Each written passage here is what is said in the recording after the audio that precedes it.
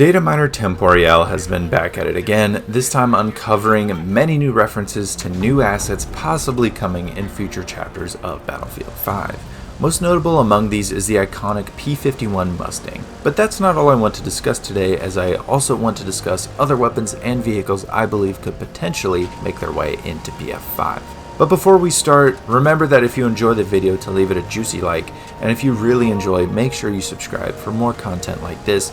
And I also want to say, we recently hit the 500 subscriber mark, and I really greatly appreciate this. Now this video is pre-recorded for when it will go up, as will the next couple, as I am on vacation, but I can assure you that when I come back from this vacation, I will have something special for you guys that is fairly relevant to Battlefield 5 and the Second World War in general. So make sure you subscribe to not only see the new content coming later this week, but definitely what I have for when I come back, and also the 500 subscribers special. So make sure you subscribe to see all of that stuff, and again, I really appreciate you guys, and I cannot thank you enough.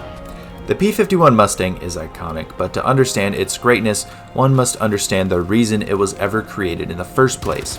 I will admit that I have a long history with this plane, as my hometown is also the hometown of none other than the mighty 8th Air Force, which was founded in Savannah, Georgia on the 2nd of January in 1942.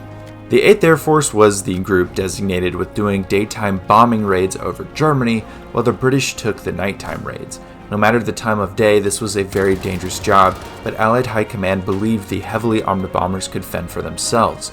Unfortunately, the mounted 50 caliber machine guns littered across these bombers was not enough, as anti-aircraft fire and German fighters were picking them off at a staggering rate. Even with the introduction of fighter escorts, many of these flights deep into enemy territory forced fighters like the Spitfire and P-40 to turn back halfway. This meant that all the German pilots had to do was wait for the fighter escort to peel away and begin their devastating attacks.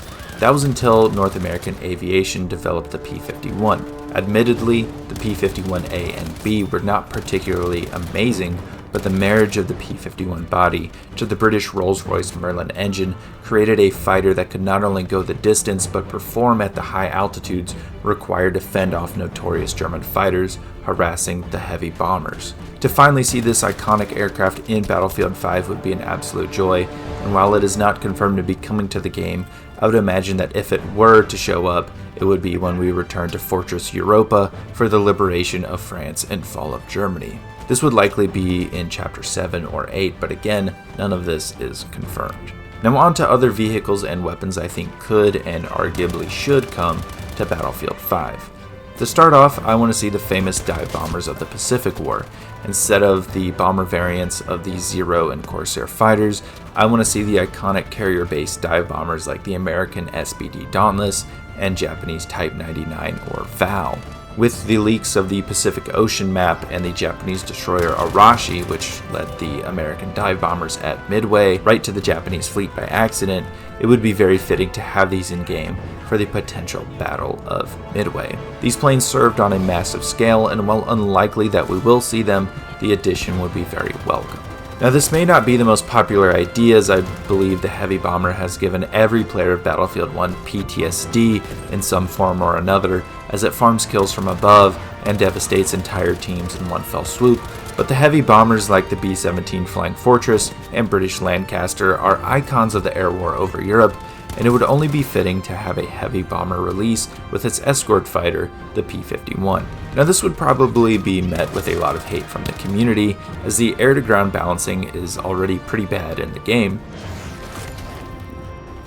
Nonetheless, this addition is not very likely in my opinion, but the possibility is still there. Since we are talking about heading back to the war in Europe and the fall of Germany, it would be wrong not to bring back the Panzerschreck as a gadget for the assault class. The German anti-tank weapon was used for exactly that, taking out tanks.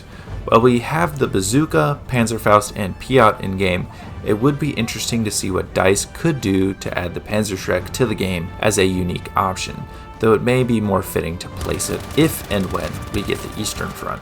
Speaking of the Eastern Front, How could anyone include the Russians and not bring in the iconic T-34 tank? Well, there's been very little mention about the Eastern Front from leaks and data mines. I just could not see DICE giving us Russia without the tank that helped them greatly with pushing the Germans out of their country and revolutionized tank warfare and design for the future. I will add this, and that is the German Puma Armored Vehicle being leaked in data mines is very interesting, as yet another German vehicle meant for armored warfare could signify the coming of the frozen plains of the Eastern Front. I'm looking at you, Kursk. There are many weapons the Soviets used as well, but two I couldn't live without are the Mosin Nagant rifle and the PPSH submachine gun. These two are just so iconic on the Eastern Front, and honestly is just something that has to happen if DICE does indeed take us east. Again, no confirmations and very little mention in leaks, but I feel like it may be safe to assume that DICE will give us Russia, possibly as one of the last chapters in BF5's lifecycle and a proper send-off for the game. Thank you guys so much for watching. Remember to like the video if you enjoyed, subscribe for more, and I will see you in the next video.